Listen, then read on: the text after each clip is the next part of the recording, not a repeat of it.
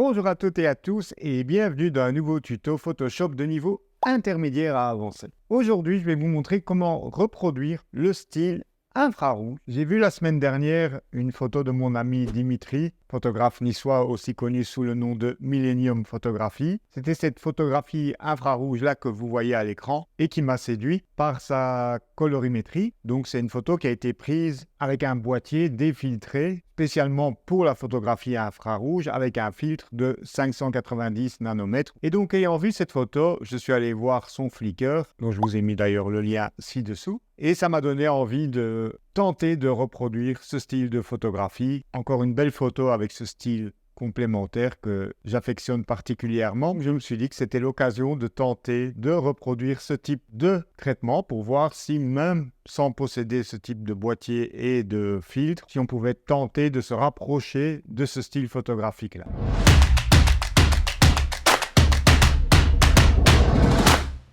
Pour ce faire, j'ai choisi cette photo au format RAW ici de l'Atomium à Bruxelles. Pour que ce type de traitement fonctionne bien, il faut qu'il y ait de la végétation. Et donc, j'ai pas vraiment une photo ensoleillée. En fait, j'ai pas tellement cherché non plus, je vous avoue. Donc, j'ai vu cette photo-là et même si elle ne présente pas les conditions idéales, puisque si on le remarque dans les photos de Dimitri, ce sont des photos qui à la base sont bien ensoleillées. Je me suis dit, tant pis, on va essayer quand même en partant de ça. Comme ça, si vous essayez à partir d'une photo ensoleillée, vous aurez certainement plus facile à reproduire ce style. Voilà, j'ai ouvert donc le RAW au format DNG, donc dans Camera Raw, puisque dans le cadre d'un tuto Photoshop, je travaille avec Camera Raw. Je vous rappelle d'ailleurs que vous pouvez télécharger le fichier RAW pour vous entraîner. Le lien est dans la description en dessous de la vidéo. Comme c'est un RAW issu de mon drone, même si ça a été pris à 100 ISO, je sais que la tendance à avoir du bruit, particulièrement dans les ombres, est souvent problématique, puisqu'il ne faut pas oublier que le drone n'a pas un capteur aussi grand qu'un appareil photo classique. Donc je pense que je vais utiliser la fonction d'amélioration, de réduction du bruit pour prévenir toute dégradation de pixels ultérieure, parce qu'il ne faut pas oublier que pour ce genre d'image, comme vous le voyez, on est assez éloigné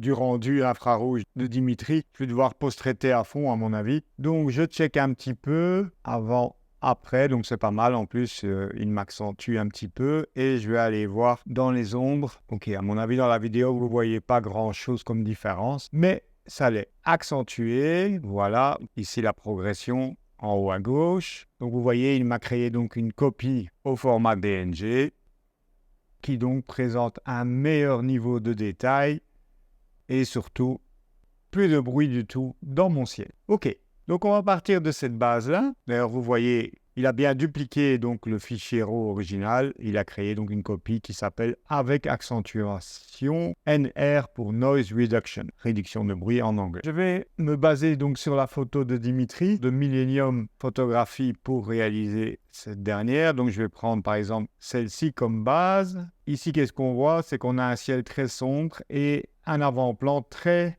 éclairé, très ensoleillé. Tout à fait le contraire de ce que j'ai ici. Donc ce qu'on va faire, on va commencer déjà par quelques petits réglages de base où on va baisser donc les tons clairs. Alors ce que j'aime pas, vous voyez, c'est que ça baisse globalement. Donc déjà que j'ai pas beaucoup de tons clairs dans l'avant-plan, donc je vais éviter d'accentuer ce problème dans l'avant-plan. Donc ce que je vais faire, je vais travailler directement avec un masque de ciel. Voilà, je sélectionne le ciel. Je clique sur afficher l'incrustation pour voir la qualité du masque. Au niveau de l'Atomium, c'est pas top.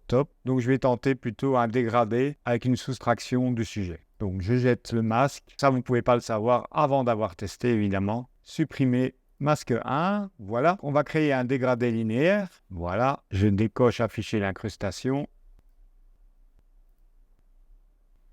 J'appuie sur V pour afficher donc les limites de l'outil, contrairement à Lightroom où c'est H, ici c'est V. Ne me demandez pas pourquoi, c'est comme ça. Je vais baisser les tons clairs, voilà, ce qui est déjà mieux. Alors il y a aussi ici dans cette photo un petit problème, c'est que le sujet, vous voyez, se confond avec la couleur du ciel, ce qui est un peu normal puisque l'atomium, je vous le rappelle, est une structure métallique qui reflète donc le ciel. Mais en post-traitement, donc j'essayerai quand même d'un peu différencier ça pour que le sujet se sépare mieux du ciel parce que je trouve pas ça très esthétique dans ce cas-ci.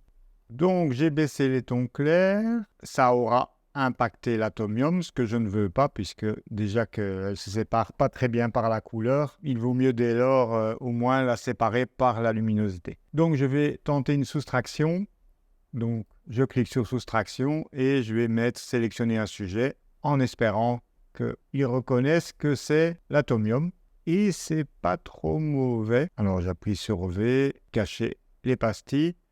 Donc je vais faire un avant, après.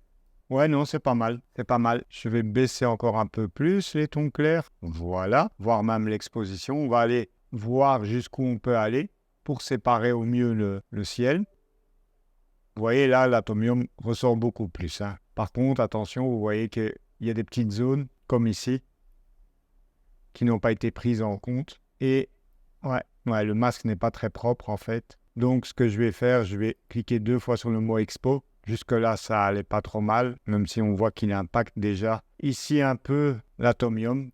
Donc ça, c'est un peu le problème des masques dans Lightroom et Camera Raw. C'est déjà beaucoup mieux, mais comme vous le voyez, ce n'est jamais aussi précis qu'un masque dans Photoshop. Donc, je check un petit peu si... Ouais, vous voyez ici, vous avez des zones. Regardez, c'est vraiment pas beau. Vous voyez, on perd la texture, etc. Bref, je vais donc pas appliquer ça dans Camera Raw, mais vous voyez, ça vaut toujours la peine d'essayer. Je jette ce masque à la poubelle. Voilà, son affaire est réglée. Par contre, donc, je vais vérifier. Je vois que l'histogramme, c'est bien ce que je pensais. Ici, on est limite. Donc, on va tout de suite revenir sur les réglages de base en cliquant sur le bouton en haut, réglages de base, et on va baisser les tons clairs, mais de cette zone. On va le faire localement. Pourquoi? Tout simplement parce que, regardez, si je baisse les tons clairs, vous voyez, je perds l'éclat ici dans l'atomium. Donc là, je vais le faire de manière locale avec, par exemple, un dégradé radial. Donc, masque, dégradé radial, hop, contour progressif maximum. Et je vais englober donc toute cette zone. Voilà, ton clair. Voilà. Donc là, c'est bon. Avant, après, ça me permet d'ailleurs de récupérer un peu les hautes lumières sur les lampadaires par la même occasion. J'appuie sur V pour voir mon dégradé et je vais un peu l'élargir. Voilà, il vaut mieux limiter déjà la montée parce que je veux avoir la flexibilité de le faire ensuite dans Photoshop. OK. Alors, on va essayer de déboucher par contre l'avant-plan. Donc, on va déboucher les ongles, ton foncé, mais de manière donc globale. Ici, cette fois, donc, on revient sur les réglages globaux en cliquant sur l'icône ici en haut. Ton foncé, voilà. Ça nous permet de revoir un petit peu les couleurs. Donc ça, c'est pas mal par contre. Vous voyez que même si le rendu du coup devient un peu plat, c'est pas grave parce que dans Photoshop, on aura de la latitude pour contrer ça. Alors, je vais déboucher également très légèrement les noirs. Tout ça pour m'offrir de la latitude. C'est toujours dans cette optique-là. Et on va tenter déjà une bascule colorimétrique, puisqu'ici on est encore sur le format RAW, donc ça peut être pas mal. Donc pour ça, on va faire appel à la commande étalonnage, qui permet donc de faire basculer toutes les couches, les couleurs des 3 couches primaires. Donc je sais déjà d'avance que le bleu primaire, je dois aller le tirer vers la gauche. Voilà, pour que les arbres deviennent plus orangés. Vous voyez, le ciel d'ailleurs devient complètement cyan, même si c'est très saturé, c'est pas grave, on pourra toujours régler ça dans Photoshop. Le vert primaire, alors si je vais à gauche, vous voyez que les arbres deviennent plus orangés également. Je vous montre un avant-après.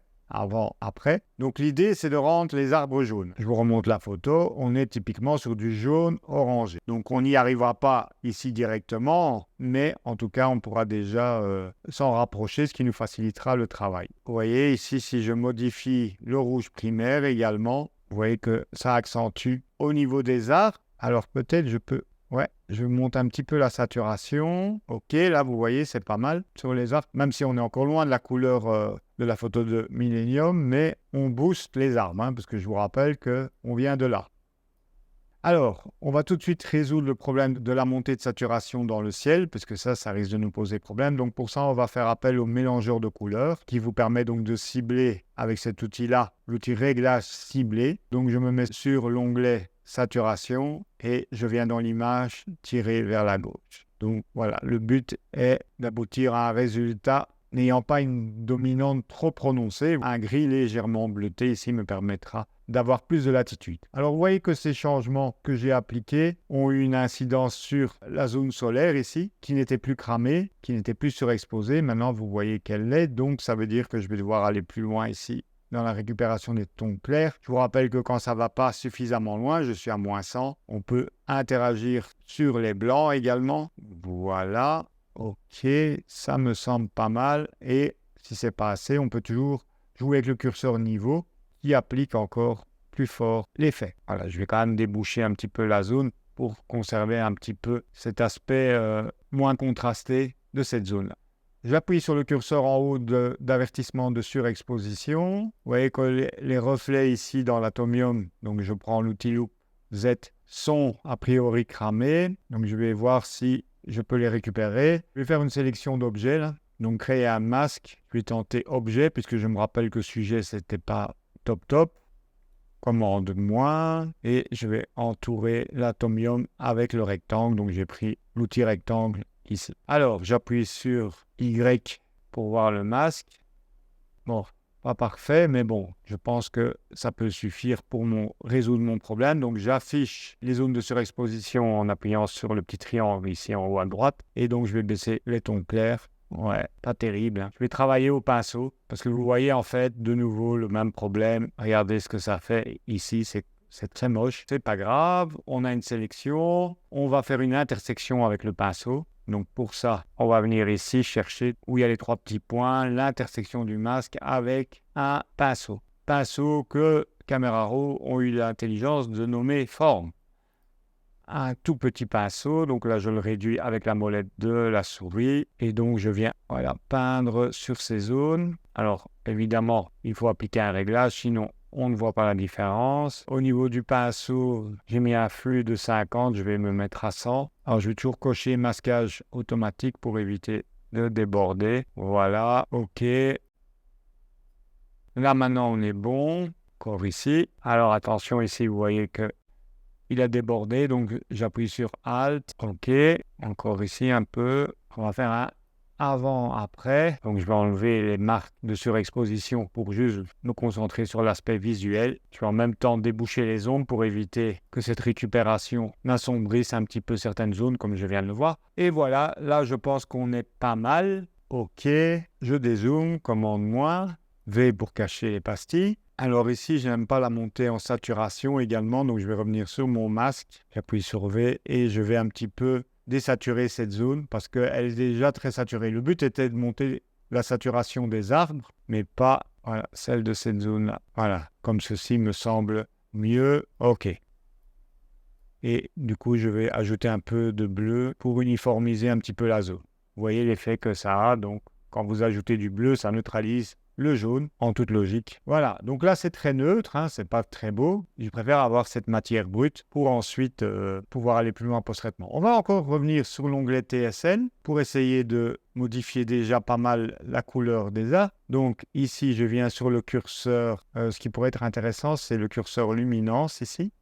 Je prends l'outil cible et je viens tenter, voilà, c'est pas mal là, vous voyez, m'arrive à éclaircir juste les jaunes pour se rapprocher plus donc du rendu de la photo infrarouge de Dimitri. Ok, je surveille toujours quand même mon histogramme. Ne pas aller trop loin pour ne pas provoquer des cassures parce que l'outil TSL a tendance à provoquer des cassures. On va un peu modifier la teinte. Donc ici, vous voyez que ce jaune est encore empreint de vert. On va aller plus vers l'orange. Donc on va le sélectionner. Et vous voyez ici, vous avez 2 pastilles. À gauche, ça va vers l'orange. À droite, ça va vers le vert. Donc un petit peu vers l'orange. Ok, voilà, un petit avant-après.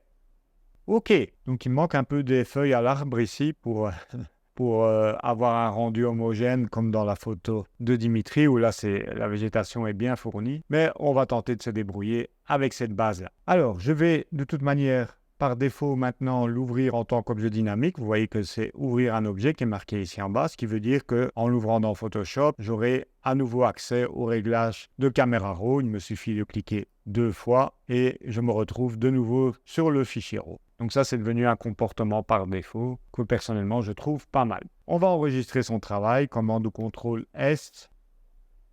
Je vais la redimensionner. Je peux la garder en permanence à l'écran et ainsi avoir un modèle. C'est toujours plus facile pour travailler la colorimétrie. Alors, pour arriver à réaliser cet effet, il va falloir que j'ai d'abord des sélections. Il faut que j'ai une bonne sélection du ciel, puis une sélection de la végétation et une sélection de l'atomium à part, puisque je veux, comme je vous l'ai dit, pouvoir lui appliquer un traitement spécifique. On peut toujours tenter la sélection de ciel. Donc, je désactive évidemment ce calque. Sélection ciel, même si j'avoue douter que le résultat soit bon.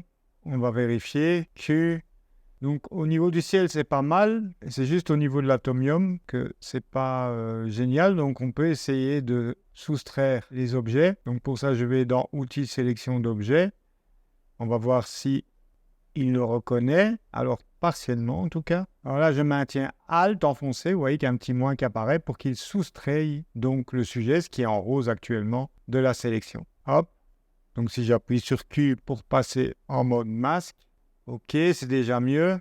Mais on a vu de nez comme ça, c'est pas parfait. Vous voyez, il y a des zones qui sont prises. Enfin bref, il y a du chipotage. Donc, je vais juste encore essayer une sélection d'objets comme ceci en traçant au lasso autour de la zone. Et si ça ne va pas, je ne vais pas chipoter pendant 14 heures. J'appuie sur Q, je vais zoomer.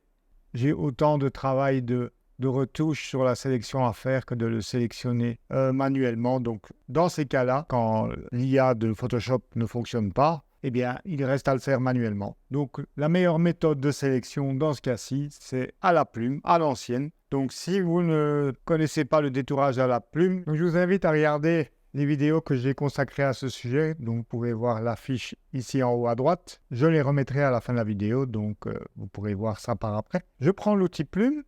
Alors, tant qu'on y est, on peut tenter la plume intelligente. Donc, pour ça, vous allez dans les réglages et dans aperçu de technologie. Je vais activer l'outil traçage, environnement pris en compte, si jamais ça n'est pas le cas.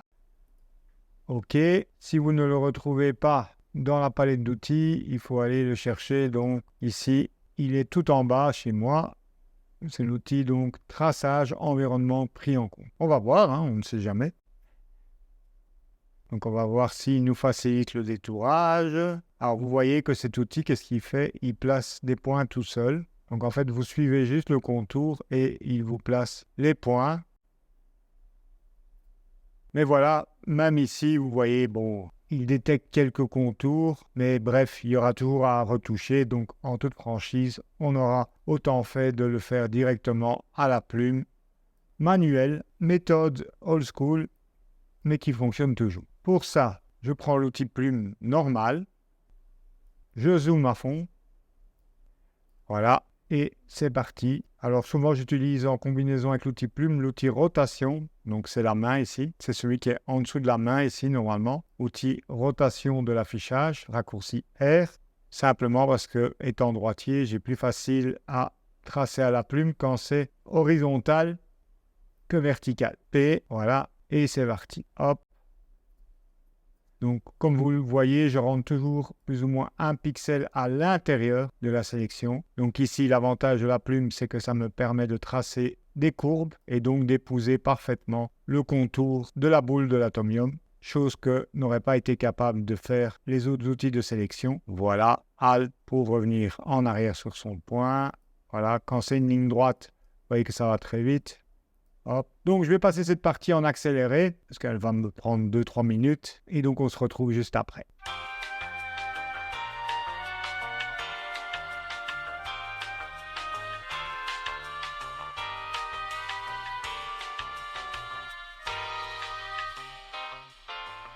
L'avantage de l'outil plume étant que vous pouvez à tout moment avec la flèche blanche, donc vous appuyez sur A pour la sélectionner, vous pouvez repositionner vos points en cas d'erreur, chose que vous ne pouvez pas faire par exemple avec le lasso polygonal. Vous êtes obligé d'ajouter ou soustraire à la sélection. Ici, vous voyez dans la végétation, je ne cherche pas à être hyper précis, je contourne grossièrement, j'essaye juste de rentrer un petit peu à l'intérieur de la végétation, histoire qu'on ne voit pas des démarcations plus claires par la suite. Là, vous voyez, par exemple, il y a un point qui est mal placé. J'appuie sur A, je le sélectionne et hop, je le rentre plus à l'intérieur. Pour repartir, je rappuie sur P pour sélectionner la courbe. Vous voyez l'icône ici qui me signale qu'il va reprendre le tracé et je repars. Voilà. Deuxième point, je tire sur la tangente en maintenant le clic gauche et hop, c'est parti. Ici, c'est des lignes droites, c'est facile. J'appuie 2 fois sur l'icône de rotation pour remettre mon image en plein écran. Donc voilà, là j'ai fait tout le contour. Maintenant, il me reste à faire l'intérieur. Donc je vais afficher ma palette tracée ici. Je m'attaque à l'intérieur, P pour reprendre mon outil plume.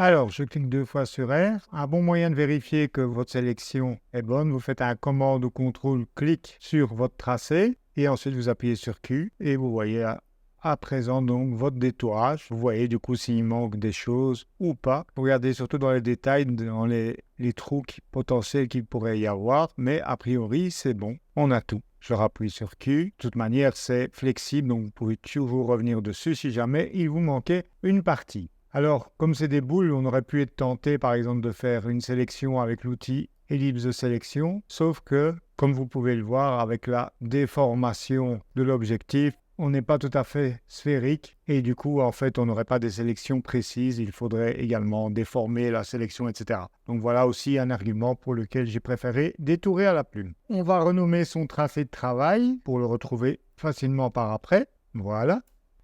Et donc l'avantage maintenant de ce tracé qui peut être converti donc en sélection, je vous montre si je crée un calque de réglage courbe. Comme vous voyez un masque gris comme ça, avec du blanc, c'est un masque vectoriel et non de pixels. Mais il a les mêmes propriétés, vous pouvez lui appliquer une certaine densité, c'est-à-dire une opacité, ou un contour progressif, tout comme un masque de fusion classique. Maintenant, si je clique sur le réglage, vous voyez que je peux faire ce que je veux, indépendamment du ciel.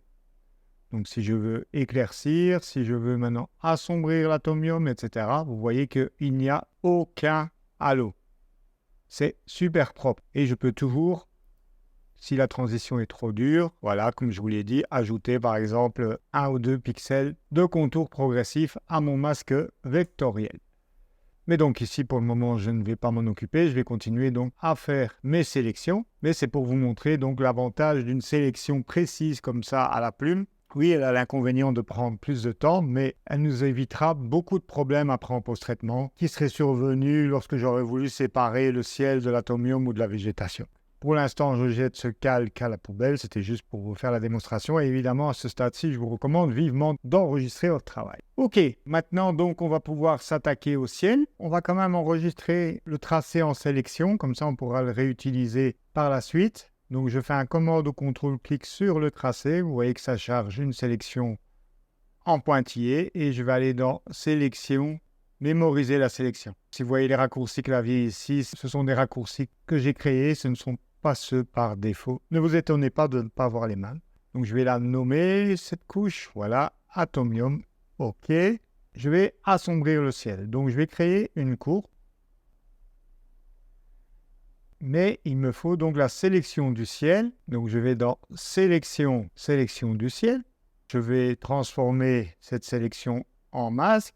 Voilà. Mais comme vous pouvez le voir, le masque n'est pas bon. Donc, il faudrait que l'atomium soit complètement noir et ce qui est autour soit complètement blanc. Comment je vais pouvoir remplir ça de noir sans dépasser? Eh bien, je vais venir rechercher ma sélection de l'atomium. Sélection, récupérer la sélection. Je vais dans Couche et je clique sur Atomium. OK. Et donc maintenant, vous voyez, j'ai la sélection parfaite de l'atomium que j'ai réalisé avec le tracé. Je vais remplir cette sélection de noir. Édition, remplir, couleur de premier plan. Et voilà. Donc maintenant, dans mon masque, je fais commande ou CTRL D, vous voyez, l'atomium est protégé. Le problème, c'est qu'il y a une espèce de halo autour de l'atomium. Eh bien, on va s'en occuper. Donc, on va peaufiner le masque en peignant avec le pinceau en blanc. Donc, je prends un pinceau blanc, B, voilà. Et on va passer ce pinceau en mode de fusion incrustation. Et donc, si vous peignez en blanc avec ce mode, donc je vais mettre le flux à 20%, en fait, il ne va pas, alors il faut bien prendre le blanc comme couleur d'avant-plan, j'appuie sur X, il ne peut pas déborder sur le noir. Ou vice-versa, si je peignais en noir sur du blanc, il n'impacterait pas les zones qui sont noires ou blanches, il n'impacte que les zones qui sont grises. Et donc, ça va me permettre d'avoir un masque nickel. Alors ici, je vais augmenter le flux pour aller un peu plus vite. Voilà. Puisque je sais que de toute manière, mon atomium a un masque, a une sélection parfaite. Donc c'est juste ici au niveau des zones de transition avec les immeubles qu'il faut être un peu plus vigilant. Puisque là, vous voyez qu'on a un peu du gris, mais ça va permettre de maintenir un certain côté naturel à la sélection. Pas trop découpé donc. puisque comme c'est gris, ça va créer ce qu'on appelle une transition progressive. Voilà, donc là, vous voyez, j'insiste pas trop. Je m'occupe juste en fait des zones où je sais qu'il y a du ciel. Voilà. Ici, je fais 2-3 clics. Alors, si vous voulez que l'effet soit moins fort, vous pouvez passer en lumière tamisée. Donc, le contraste est moins fort en lumière tamisée, donc vous pouvez y aller de manière plus progressive pour, par exemple, faire un peu les finitions, on va dire. Mais vous pouvez attaquer sans problème avec le mode incrustation. Vous pouvez inverser, évidemment, en appuyant sur X pour repeindre en noir certaines zones. Voilà, par exemple, ici, je ne veux pas inclure cette toiture dans le masque et je passe plusieurs fois avec le mode lumière tamisée. Ok, donc là, mon masque m'a l'air beaucoup mieux. Ok, donc on va faire un petit essai. Alt-clic sur le masque, je vais assombrir et logiquement, voilà, vous voyez, il n'y a que le ciel qui doit s'assombrir et pas l'atomium. On va zoomer ici pour voir la transition et oui, c'est bon, on n'a pas de liseré, donc ça c'est bon au niveau de la transition. Maintenant, donc, on va s'occuper de la végétation. On a créé une sélection du ciel, on a une sélection de l'atomium, je vous rappelle donc avec les tracés, voilà, qui nous permet donc à tout moment d'appeler la sélection de l'atomium. Et maintenant, il nous faudrait une sélection de la végétation. Alors, on va essayer de se baser sur la différence de couleurs. Vous voyez que dans l'image, donc, on a des tons bleus et des tons jaune-orangé déjà, mais assez éloignés de la photo de Dimitri. Donc, on va devoir intervenir de manière localisée. Pour tenter une sélection basée sur plage de couleurs, je me remets sur mon calque de photo. Je vais dans Sélection, plage des couleurs. Alors, vous voyez déjà qu'ici, il a tenté de sélectionner cette couleur. Je vais ajouter en maintenant Shift enfoncé un maximum de couleurs de l'avant-plan. Alors, on peut jouer avec le curseur tolérance pour lui dire de prendre plus ou moins de la zone. Et avec le curseur étendu.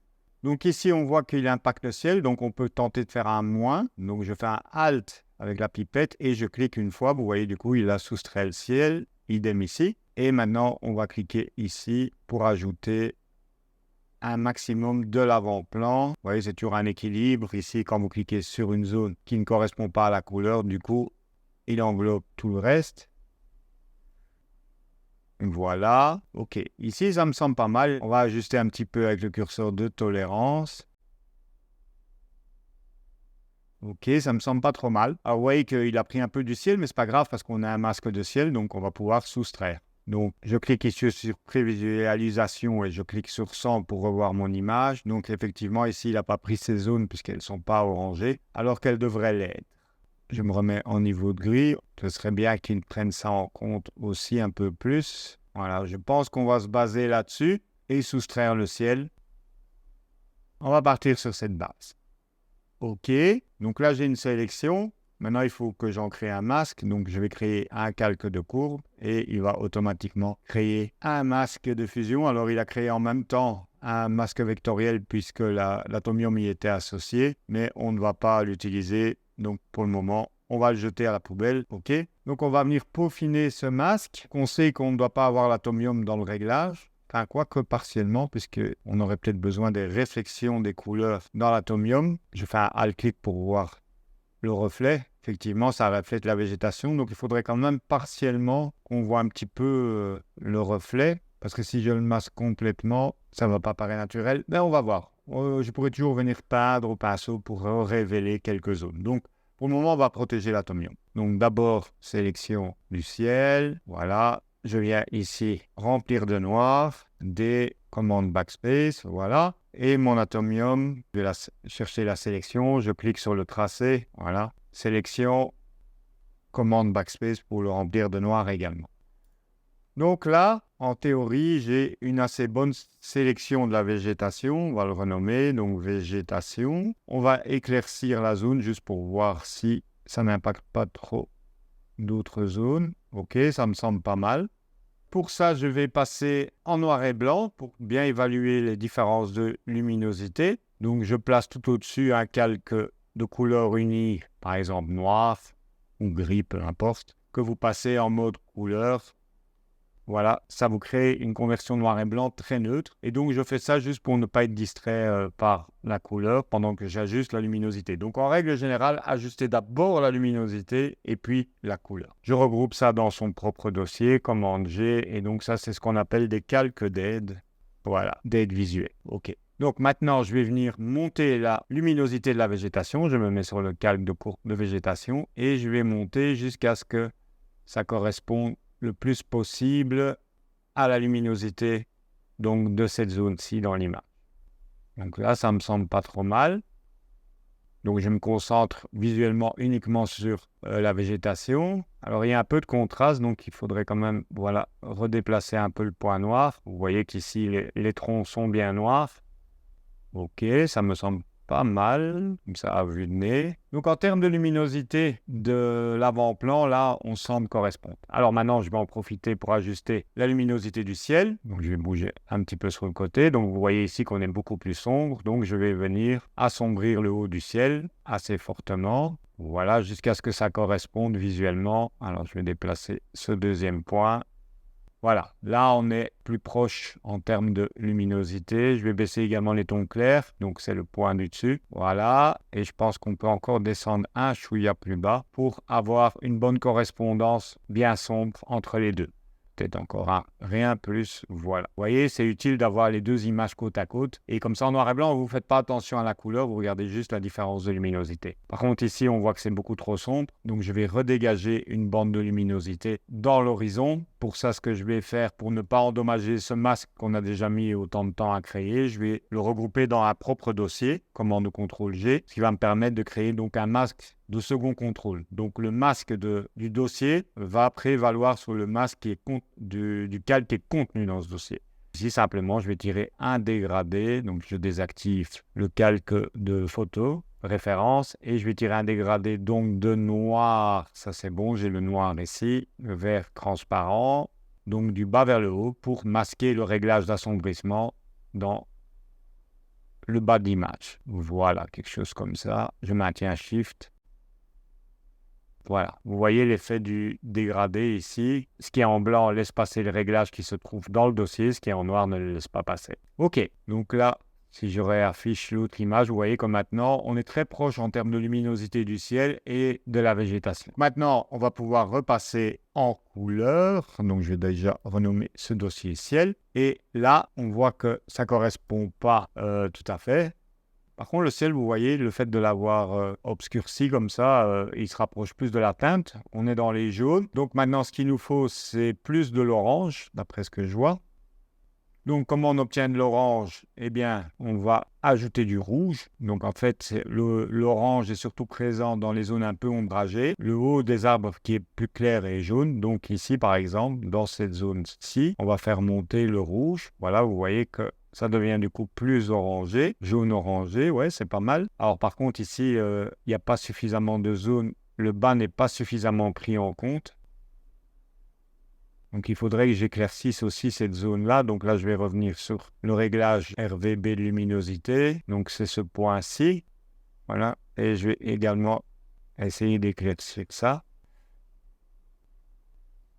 Non, ça ne marche pas les masses, hein. Donc ici, on a 164 et là, donc on devrait teinter nos ombres encore un peu plus en rouge. Voilà, donc là je remonte le curseur des rouges dans les ombres. Alors du rouge, mais il faut aussi du jaune pour avoir de l'orange. Le rouge et le jaune forment l'orange. On n'a pas le jaune, mais on a la couleur complémentaire. Ça veut dire que si je baisse le bleu dans les ombres, donc les ombres c'est ici à gauche, voilà, vous voyez, je fais monter l'orange. Ok, donc ça c'est pas mal. Alors maintenant il y a un peu trop de jaune par rapport à la version initiale. Alors c'est peut-être simplement la courbe RVB que j'ai ici trop éclairé le haut. Voilà, simplement revenir un chouïa en arrière et vous voyez qu'on est pas mal. Donc on va faire un petit avant-après. Ok, Alors maintenant, on s'attaque au ciel. On reviendra retoucher encore un peu plus en détail, hein. Je vais sur mon calque courbe du ciel. Donc là, j'ai créé une courbe de luminosité, je vous rappelle. Mais donc, on peut intervenir aussi sur les canaux de couleurs. Donc ici, qu'est-ce que je vois? C'est qu'il y a un peu plus de cyan. Le cyan, c'est un mélange de bleu et de vert. C'est la couleur complémentaire du rouge. Donc si je baisse le rouge, ça fait monter le cyan. Alors, je dois monter le cyan dans les tons moyens. Vous voyez que c'est dans les tons clairs et moyens qu'il y en a le plus. Regardez si je fais ça. Voilà, vous voyez. Si je baisse instantanément, ça devient plus cyan, peut-être un peu dans les tons moyens aussi. Et voilà, on est déjà beaucoup plus proche. Je pense qu'on peut encore aller plus loin dans les tons clairs. Voilà, ça ressemble beaucoup plus. Donc là, au niveau du ciel, on est pas mal. Alors, je vais désactiver temporairement le calque. Alors ici, c'est pas très joli au niveau du soleil, mais ne vous inquiétez pas, ce qu'on va faire, c'est qu'on va créer ici une lumière solaire. Voilà, je regarde la photo sans ça. Ok, donc on va redonner de l'impact lumineux ici. Mais sinon, en termes colorimétriques, vous voyez qu'on se rapproche assez fort. Je n'aime pas ici la ligne d'horizon et cette zone ici qui est trop claire pour moi. Donc je vais d'abord résoudre la zone que je trouve trop claire. Ça fait partie de la végétation. Donc je vais venir ici ajouter un calque de courbe simplement. Voilà. Je vais venir avec le sélecteur, cliquer sur une zone des tons que je trouve trop clairs et voilà, je vais augmenter comme ça le contraste, enfin l'assombrissement des tons moyens. Je masque tout, commande ou contrôle I et je vais donc révéler l'effet uniquement sur cette zone avec un pinceau large, flux 20%. Voilà, avant, après, je vais descendre encore un peu plus et relever très légèrement le point noir. Avant, après, juste un peu dégager ici la zone d'horizon, donc je reprends un pinceau noir. Voilà, ok, donc ça c'est déjà mieux pour moi. Autre chose que je n'aime pas particulièrement dans cette zone, c'est les lampadaires. Donc vous voyez cette espèce d'effet brûlé jaune-orange autour. On va voir d'où ça survient. Donc ça survient au moment où j'applique l'effet végétation. C'est particulièrement ici que le phénomène s'accentue. Je vais voir si je masque complètement l'effet du dossier. Donc j'ai un pinceau noir. Voilà, ça harmonise un petit peu cette zone. Je fais un petit avant-après. Ouais, c'est déjà un petit peu mieux. Alors, jusque maintenant, cette zone a perdu un peu de son éclat. Donc, je vais lui redonner l'éclat avec une courbe. OK, que je vais masquer complètement. Mais d'abord, je vais appliquer les réglages. Donc, le but, c'est de faire remonter les tons clairs tout de même dans cette zone. Voilà, quelque chose comme ça. Je masque le tout en inversant le masque. Commande CTRL I. Je viens donc révéler un petit peu ça ici. Voilà. Voilà, vous voyez, ça redonne un peu de l'éclat sans avoir cet effet un peu bizarroïde qu'on avait auparavant. Ok, donc ça, je vais l'indiquer, c'est pour les halogènes. Voilà, ok. Fenêtre historique, je vous montre donc, on était là, et vous voyez, c'est un peu plus harmonieux maintenant. Je réactive mes autres dossiers. Maintenant, ce que je n'aime pas aussi, comme je venais de vous le dire, donc c'est la ligne d'horizon qui est trop sombre. Donc, on va travailler sur le ciel. Le ciel est assombri ici et on va rééclairer cette zone-là. Alors, je vais le faire avec un dégradé réfléchi. Je vais créer d'abord une courbe. Voilà. Je vais remonter donc les tons clairs ici. Voilà, quelque chose comme ça pour commencer. Je vais masquer complètement ce réglage, donc commande ou contrôle I, et je vais prendre un dégradé, donc j'appuie sur G, mais je vais prendre donc le dégradé réfléchi, celui-là, qui va donc créer cet effet de lumière, mais progressif en haut et en bas. Hop, donc je me mets au niveau de la ligne d'horizon et je tire vers le haut. Et l'avantage avec les nouveaux dégradés, c'est que vous voyez l'effet en temps réel. Et ça m'arrange plutôt bien. Voilà, comme ceci me semble pas mal. Un petit avant-après. Alors juste que je ne veux pas que ça impacte l'atomium. Comment faire? On va soustraire l'atomium du masque. Mais je vais le faire globalement parce que je vais encore ajouter un calque de ce type par-dessus. Donc je vais regrouper tout ça dans son propre dossier. Donc ici c'est lumière horizon plus. Voilà. Je vais le dupliquer, commande J, et je vais restreindre ici son action. Là, c'est beaucoup trop fort. Je vais le remplir de noir. Voilà. Et je pense que je vais juste faire un radial Donc ici, pour faire une zone de lumière venant de la gauche, telle qu'il y avait un petit peu ici dans la photo originale. Donc je prends le dégradé, cette fois donc radial, le deuxième, voilà. Et donc je vais tirer comme ceci. Voilà, vous voyez un petit peu cet effet de lumière diffuse que je trouve pas mal. Avant, après, et maintenant, donc on va regrouper ces deux calques de lumière diffuse de l'horizon dans leur dossier pour pouvoir enlever l'atomium du réglage. Commande ou contrôle G, ça c'est la partie donc qui s'occupe de l'horizon. Je vais venir chercher ma sélection de l'atomium, donc sélection, récupérer la sélection, atomium est sélectionné, ok, c'est parfait. Et donc je vais créer un masque inversé tout de suite, alt-clic sur l'icône de masque pour avoir un masque donc noir. Et donc, comme vous pouvez le voir, l'effet ne s'applique pas à l'atomium du coup. Alors, je n'aime pas aussi comment l'effet d'éclaircissement s'applique au bâtiment derrière l'atomium, parce que du coup, ça attire fort l'attention. Ce que je vais faire, c'est ici simplement... Alors, je vais regarder. Je vais venir au pinceau, ce sera le plus simple parfois. Donc, je prends un pinceau noir, bien entendu, 100%, ouais. C'est bon, et je viens comme ceci. Voilà, protéger un peu cette zone derrière l'atomium. Avant, après. Voilà qui est mieux. Alors, peut-être la lumière diffuse ici. D'ailleurs, je vais l'indiquer dans le nom. Diffuse. Peut-être je peux l'étendre un peu plus. Ouais, c'est pas mal. Je peux peut-être ajouter un rien de jaune aussi, parce que vous voyez, c'est très blanc. Donc, pour ça, je peux aller dans la couche bleue de la courbe et donc abaisser le point le plus clair dans la couche bleue. Ça fait donc monter le jaune. Et pour éviter que c'est trop jaune, on va compenser donc en rajoutant un peu de magenta. Voilà, qui donne donc un peu une teinte légèrement orangée. C'est subtil, mais le diable est dans les détails, n'est-ce pas? Un rien aussi dans la couche rouge. Donc, vous voyez là, c'est déjà trop. Non, comme ça, c'est bon, je pense. Voilà, avant, après. On va aller tirer un peu plus quand même. Le dégradé. On va le transformer un peu plus en forme d'ellipse. Ça ne monte pas trop haut dans les nuages. Par contre, la couleur, du coup, ça prend un peu une teinte rosée que je ne veux pas. Donc, je vais réinitialiser le canal rouge. Voilà. Je vais sur le vert. Donc, j'ai tout réinitialisé et je vais donc monter maintenant les tons moyens clairs. Voilà qui me semble pas mal. Avant, après. Je vais réintervenir sur l'atomium. Donc, je vais lui donner, je pense, un peu plus de contraste. Je vais créer une courbe par-dessus. Alors ici, le dossier atomium, je vois, n'est pas protégé. Donc, je vais lui ajouter le masque de l'atomium comme précédemment. Donc, sélection, récupérer la sélection couche atomium. OK. Hop, voilà, comme ça, on est certain de ne pas déborder. Et donc, avec ma courbe ici,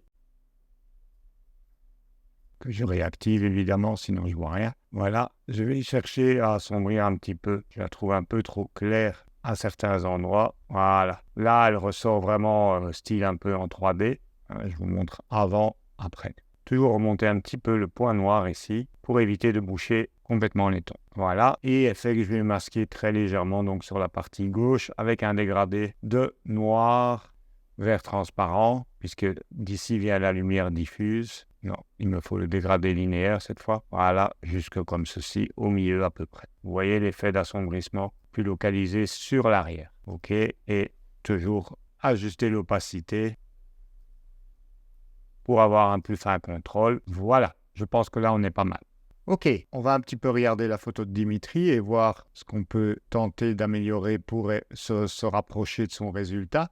Il y a un peu plus de peps dans le ciel, un peu plus de vibrance et de luminosité. Ça, je vais revenir dans le ciel. L'avantage de travailler de manière non destructive, c'est qu'on peut, comme ceci, revenir à loisir sur les réglages. Donc, j'ai assombri les tons, ici, probablement. Voilà, on va regarder la courbe. Peut-être qu'on devrait remonter donc un petit peu les tons clairs. Vous voyez, ça redonne du peps à l'image. Donc, on était là. Et là, je remonte les tons clairs et vous voyez que du coup, on se rapproche plus du ciel de la photo de Dimitri. Là, je pense qu'on est pas mal. Peut-être un poil trop sombre par rapport maintenant à la zone d'horizon que j'ai dégagée. On remonte un petit peu les points des tons moyens. On rebaisse juste un peu les tons les plus sombres. OK. La lumière diffuse, ici, je vais peut-être un peu la contraindre à ne pas monter trop haut dans le nuage. Donc ici, je viens et je vais prendre un dégradé donc de noir vers blanc, opacité 100.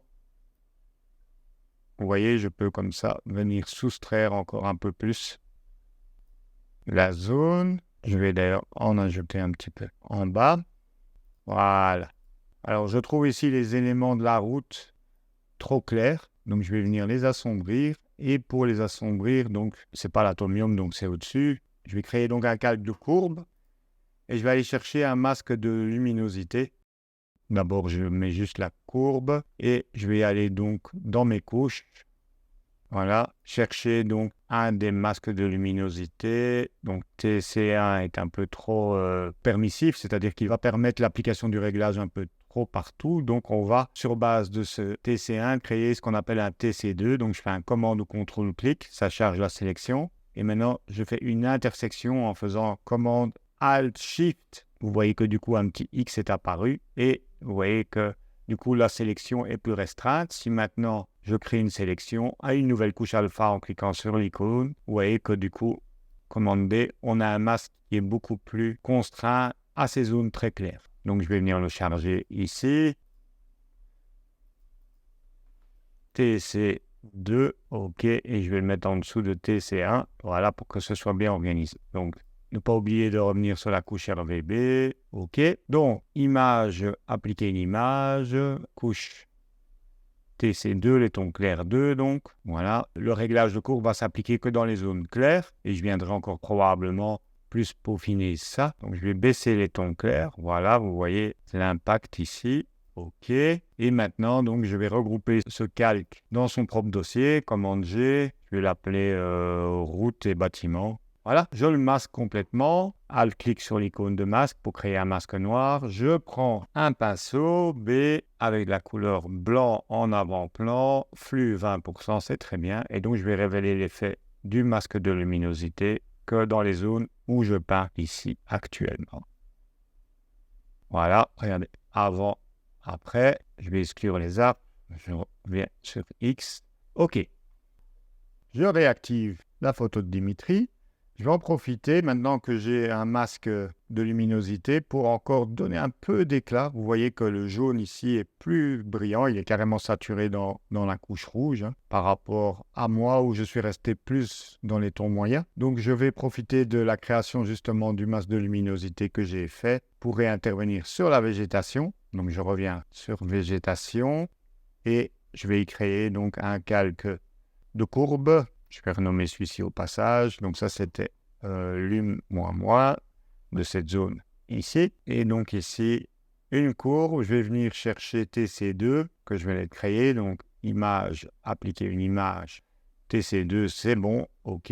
Donc, vous voyez, mon effet d'éclaircissement ne pourra s'appliquer qu'aux zones les plus claires. Je vais peut-être même aller encore un chouïa plus loin. Donc, je vais créer un TC3. Je vais le faire directement ici depuis image, appliquer une image. Voilà. Donc, regardez, produit de TC2, ce qui équivaut à faire l'intersection, commande Alt-Shift X que j'ai fait dans les couches. Donc là, c'est vraiment que les tons les plus clairs. Voilà. Donc, ça, c'est HL, arbre. OK. Et donc, regardez bien maintenant, quand je vais tirer le curseur de droite, vous voyez, juste les plus hautes lumières sont boostées. Voilà, même un peu trop ici. Avant, après.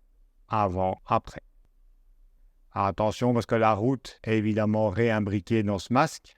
On va venir appliquer le même masque qu'on a créé pour la route et bâtiment. Simplement, ici, on va le regrouper donc dans un dossier et venir copier le masque. Donc, pour ça, vous faites un Alt, clic gauche et vous venez donc l'appliquer. Voilà. Je reprends le nom ici du calque pour le mettre sur le groupe. Alors, ici, c'est l'inverse.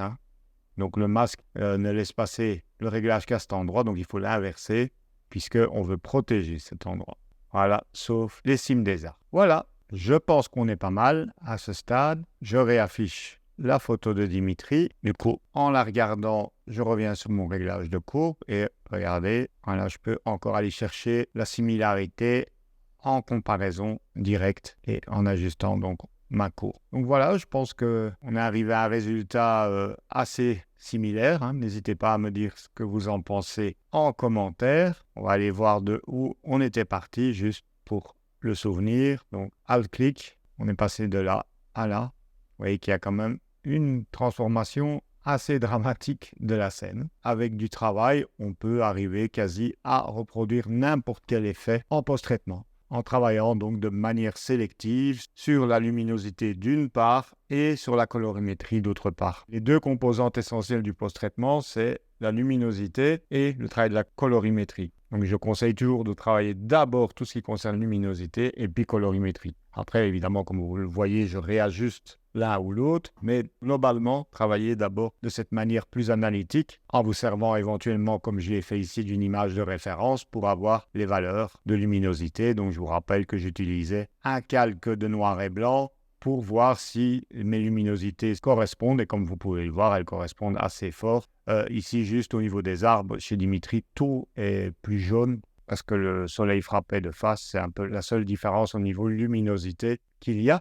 Mais voilà comment reproduire ce style infrarouge de A à Z. Voilà qui clôture ce long tuto consacré à la reproduction d'un style infrarouge. Je remercie encore Dimitri Verhaert, dont Millennium Photographie, de m'avoir permis d'utiliser sa photo dans le cadre de cette vidéo. Donc ce tuto était effectivement plus long et plus complexe que les autres, mais c'était pour vous montrer que même sur une technique qu'on pense a priori ne pouvoir être réalisable qu'à la prise de vue, grâce au post-traitement, à partir du moment où on comprend bien les notions de luminosité et de colorimétrie, on peut reproduire n'importe quel style photographique en post-traitement. Si vous désirez approfondir vos connaissances dans ce type de post-traitement et être vous aussi capable de reproduire n'importe quel style, eh bien je vous invite à suivre le lien ici en commentaire où vous recevrez donc les informations concernant mes formations de niveau intermédiaire à avancé Photoshop.